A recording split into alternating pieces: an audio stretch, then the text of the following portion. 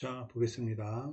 11번 보기 기억에 들어갈 말로 적절하지 않은 것은 선생님, 채소 대립사이란 하나의 소리로 인해 뜻이 구별되는 단어의 짝을 말한다.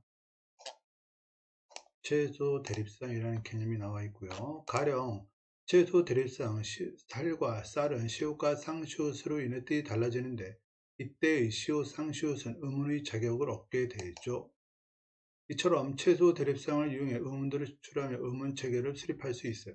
이제 고유어들을 모은 A에서 채소 대립상들을 찾아 의문들을 추출하고 그 의문들을 B에서 확인해 봅시다 라고 해가지고서 단모음 체계가 쭉 나와 있는데 일단 채소 대립상부터 한번 찾아볼게요. 자, 쉬리, 모, 소리, 다음 마루, 머루, 다음 구실, 구슬 이렇게 되죠. 그러면 쉬리 하고 소리 채소 대립상은 위하고 뭐가 된다?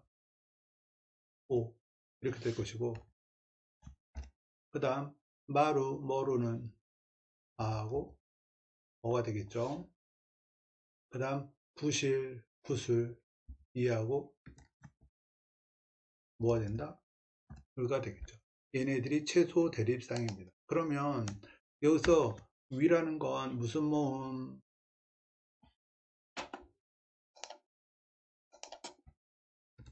고모음, 원순, 전설모음 이렇게 될 것이고요. 오는 중모음, 원순, 전설 뭐 이렇게 찾으면 되겠죠. 그 다음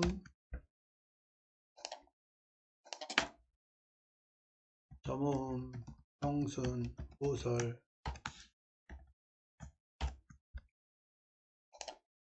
어는 중모음, 형순, 우설, 이는 고모음, 형순, 전설,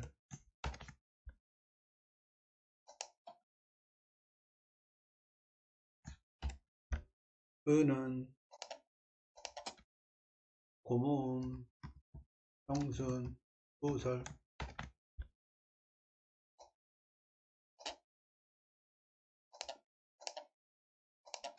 그래서 결국 답은 3번. 몇 개? 4개입니다.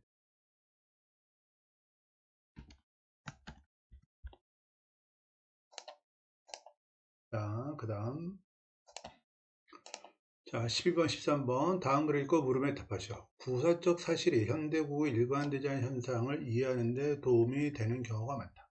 예를 들어 리을로 끝나는 리을로 끝나는 명사, 발, 솔, 이틀이 발가락, 소나무, 이튿날 같은 합성어들에서는 받침 리을의 모습이 일관되지 않는다. 일관되지 않대요. 즉 발가락은 발과 가락이 만난 건데 리을이 유지되고 있고요. 그 다음 소나무 같은 경우에는 소라고 뭐가 만났다? 나무가 만났다. 그런데 어떻게 됐다? 리을이 탈락됐다. 됐죠? 그 다음 이튿날 같은 경우에는 이틀하고 뭐가 만난 거다? 날이 만난 거다. 근데 디귿이 어떻게 됐다? 시리을로.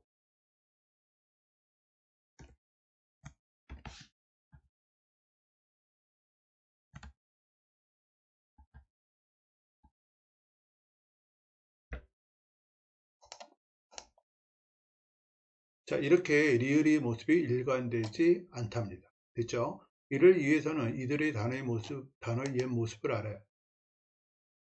소나무에서는 발가락에서와 달리 받침 리을이 탈락하였고 이튿날에서는 받침이 리을이 아닌 디귿이다. 모두 리을 받침이 명사와 결합한 합성어인데 왜 이러한 차이를 보이는 걸까? 현대 국어에는 받침 리을이 디귿으로 바뀌거나 명사와 명사가 결합할 때 리을이 탈락하는 규칙이 없기 때문에 이러한 차이는 현대 국어의 규칙만으로는 설명할 수 없다.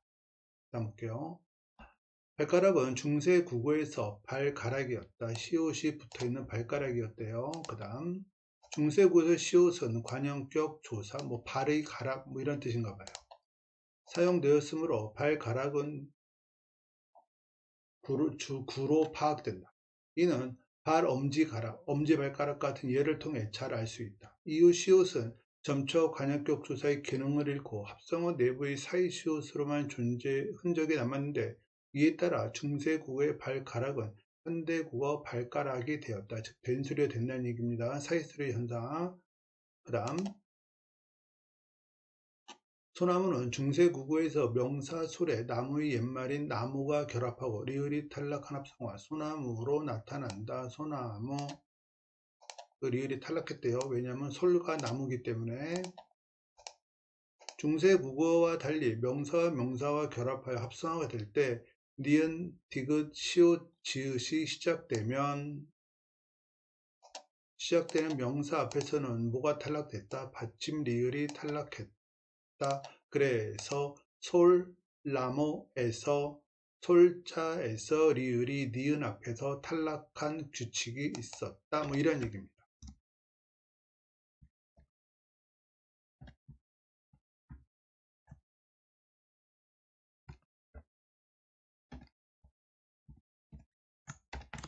이건 뭐 규칙이란 얘기예요.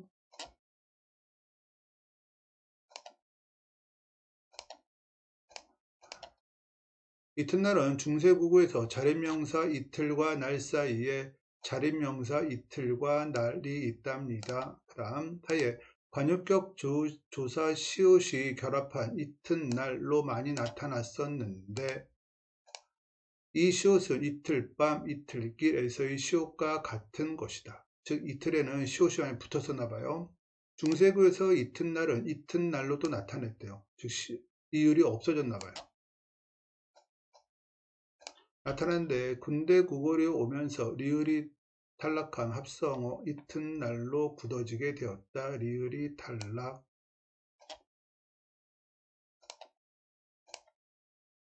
이와 함께 시옷이 관역격 조사의 기능을 잃어가고 받침 시옷과 디귿의 발음이 구분되지 않게 되었다. 이에 따라 한글 맞춤법에서는 이튿날의 표기와 관련하여 끝소리인 리을인 말과 딴 말이 어울릴 적에 리을 소리가 디귿 소리로 나는 것으로 보아 이튿날로 적게 되었다. 그래서 이튿날로 적었대요.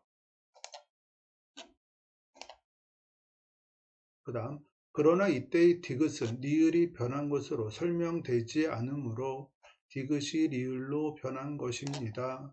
근데 설명할 수가 없대요. 중세국어 무사람에서 온 무사람은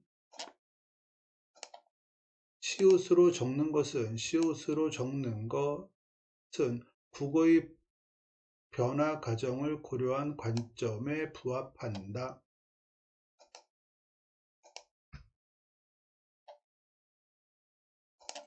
자, 여기까지 한 걸 정리하겠습니다.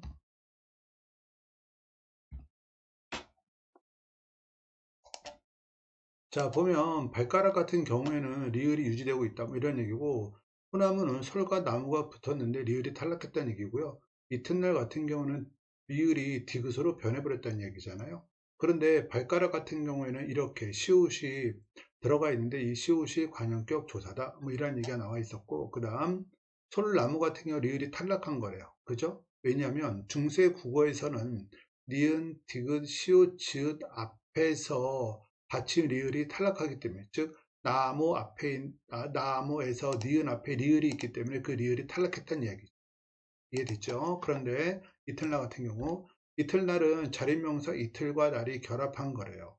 여기에 관형격 조사 시옷이 결합하여 이튿날 이렇게도 표기가 됐었대요. 그래서 근대 국어에서는 여기에서 근대 국어로 넘어와서 리을이 탈락한 합성어 이튿날 로 표기가 된 적도 있대요. 여기까지는 설명할 수 있어요. 왜냐하면 니은 앞에서 리을이 탈락하는 거기 때문에.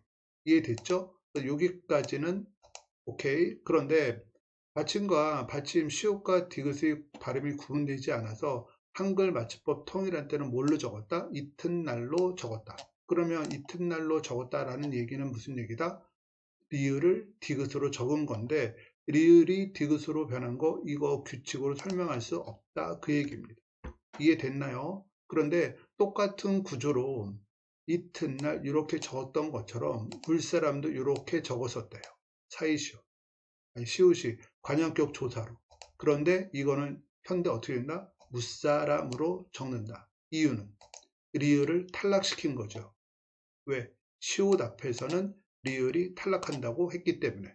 이해됐죠? 그래서 무사람에서처럼 시옷으로 적는 것은 국어의 변화 과정을 고려한 것이지만 이튿날 같은 경우에는 국어의 변화 과정을 고려한 표기가 아니다. 뭐 이런 내용입니다. 자, 12번. 윗글을 참고할 때 기역, 디귿과 같이 이러한 차이를 보이는 예를 보기 위해서 하나의 찾아 그 순서대로 제시한 거. 자, 볼게요. 그러면 기역, 리을이 유지되고 있는 거, 니은은 리을이 탈락한 거, 디귿은 리을이 디귿으로 변한 거. 이해됐죠? 자, 그럼 볼게요. 물술, 뭐가 없다. 리을이 탈락. 따라서 니은. 쌀가루, 변함이 없으니까 리을이 유지되고 있죠. 기역. 그 다음 나달, 이건 뭐 해당 사항 없고요. 디귿이 리을로 변하지도 않았으니까. 그 다음 솔방울, 리을이 유지되고 있죠. 기역. 설달인데 리을이 디귿으로 변했으니까 뭐다? 디귿. 푸나무, 풀나무, 뭐가 없어졌다? 리을이 탈락.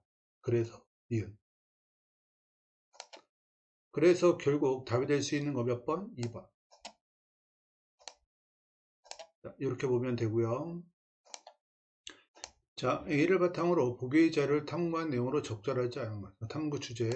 숟가락은 젓가락들 왜 글자의 받침이 디귿일까? 보겠습니다. 중세국어. 술 잡아며 숟가락을 잡았대요. 이게 숟가락이라는 뜻이래요. 저 높으니 저가 젓가락이고요. 이해됐죠? 그 다음 술 하고서 이렇게도 표기했대요. 요거 뭐다 시옷이 관형격 조사. 그쵸? 그 다음 젖 이것도 마찬가지로 관형격 조사. 그 다음 물이란 뜻인데 무사람 하고서 이렇게 표기한 적이 있고요. 왜냐하면 관형격 조사가 붙었고, 그런데 현대에는 무사람 이렇게 표기한다 그랬잖아요. 왜냐하면 리을이 탈락하기 때문에. 왜 시옷 앞에서는 리을 탈락한다 그랬습니까? 이해됐죠? 그런데 여기에서 보게 되면 숟가락하고서 뭐가 없어졌다. 근대 국어에서는 리을이 탈락한 거죠. 이해됐죠? 기억 앞에서 탈락한 겁니다. 무사람도 마찬가지로 기억 앞에서 시옷 앞에서 리을이 탈락.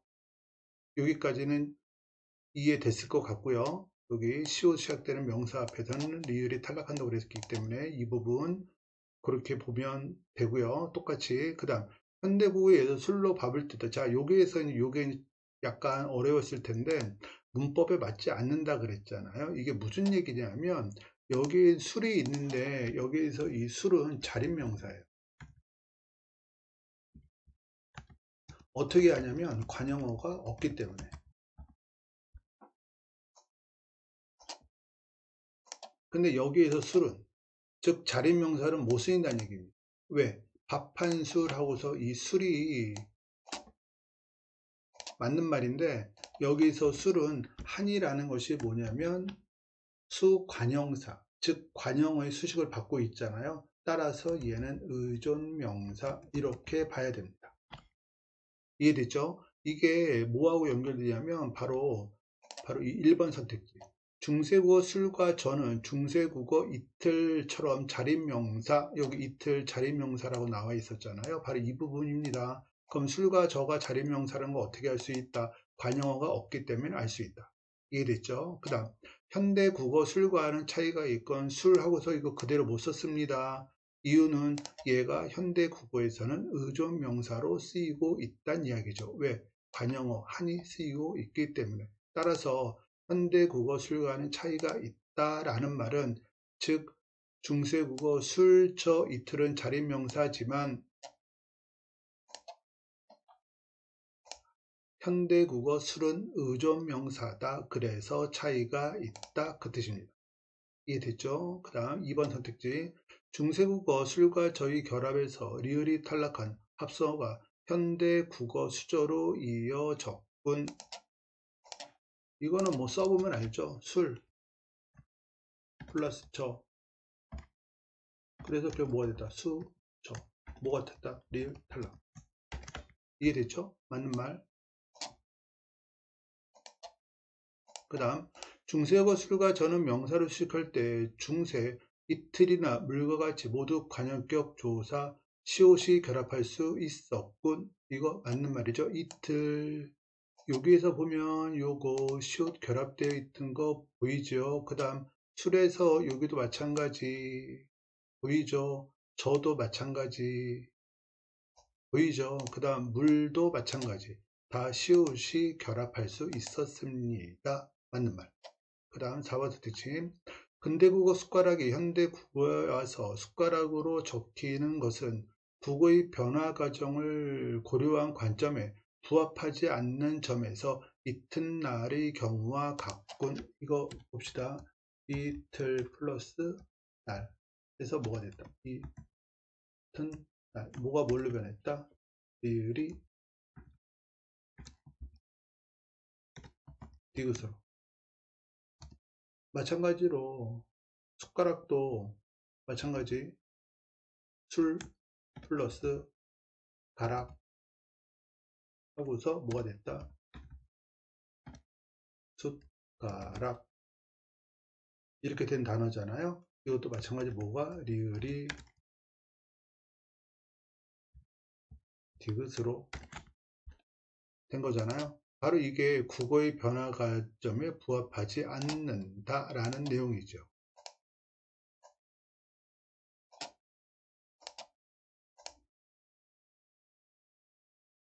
이해됐나요? 국어의 변화 과정에 부합하면 어떻게 적어야 된다? 시옷으로 적어야죠.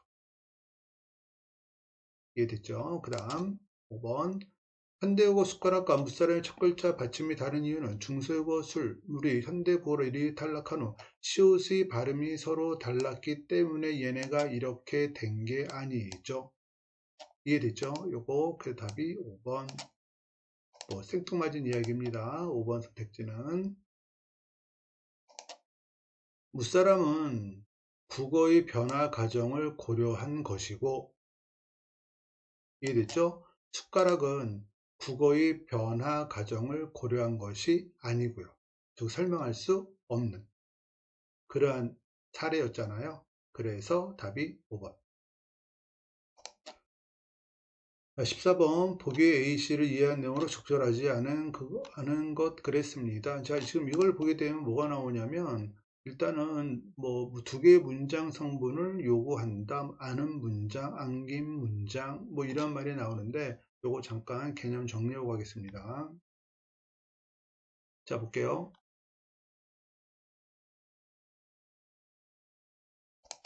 자, 서술어의 자릿수라는 개념이 있는데 서술어의 자릿수라는 건 뭐냐면 서술어가 되기 위해서 필수적으로 요구하는 문장 성분의 개수를 서술어의 자릿수라고 그래요. 즉 서술어로 사용되기 위해서 문장 성분 하나는 꼭 있어야 된다. 그러면 한 자리 서술어, 두 개가 있어야 된다. 두 자리 서술어, 세 개가 꼭 있어야 된다. 그러면 세 자리 서술어, 네 자리 서술어라는 건 없습니다. 자, 그러면 우리가 이거 판단할 때 중요한 것은 일단 주어, 목적어, 보어가 있잖아요. 그럼 얘네들은 무조건 필수적으로 필요로 하는 문장 성분이 됩니다. 그러면 우리가 고민해야 될 건 뭐냐면 관형어와 부사어가 이 문장에서 꼭 필요한 건가? 이런 거, 요거를 판단하시면 됩니다. 이해됐죠? 그 다음 아는 문장의 종류, 즉 명사절, 관형절 이런 것을 아는 문장을 안고 있는 문장을 아는 문장이라 그러는데 예를 들어서 명사절 같은 경우에는 미음, 기, 것 이런 것이 붙어 있어요. 그 절은 다른 말로 안긴 문장이라고도 합니다. 그리고 관형절은 니은, 리을, 는덧이 붙어 있고요. 부사절은 이, 개, 도록 이런 게 붙어 있고요. 서술절은 절 전체가 서술의 기능을 하는 것 이야기하고요. 인용절은 고나, 라고가 붙어 있는 절을 인용절이라고 합니다. 자, 그럼 이걸 갖다가 한번 해볼게요. 보기. 그는 위기를 좋은 기회로 삼았다. 자, 여기서 보면 좋다, 뭐가, 기회가 이렇게 되죠.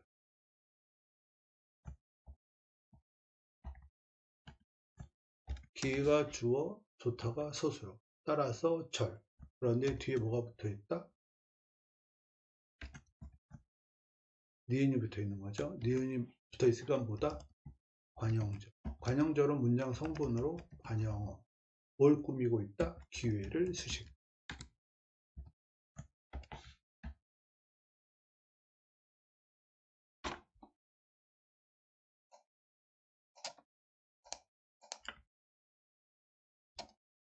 그 다음 바다가 눈이 부시게 파랗다 그랬습니다. 눈이 주어, 파랗다, 부시다, 거스러. 뒤에 뭐가 붙어있다? 개가 붙어있기 때문에 부사절. 따라서 요건 부사어. 뭘 꾸며주고 있다? 파랗다, 수식.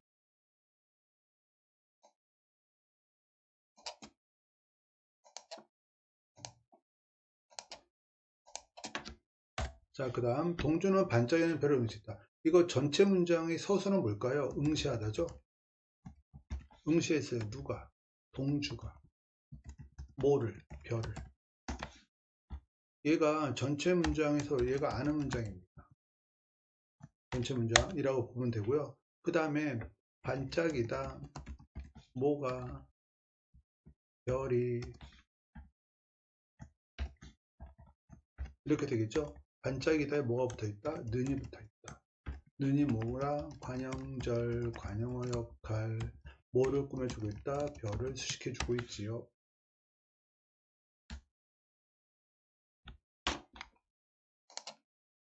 그러니까 절이니까 얘가 안긴 문장입니다.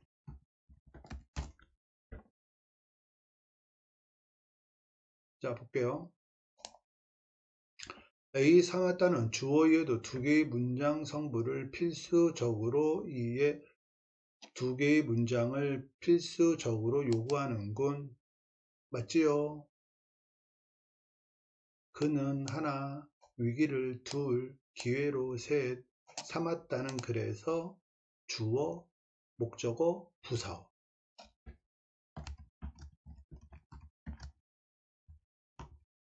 꼭 필요로 한 세 자리 서술어.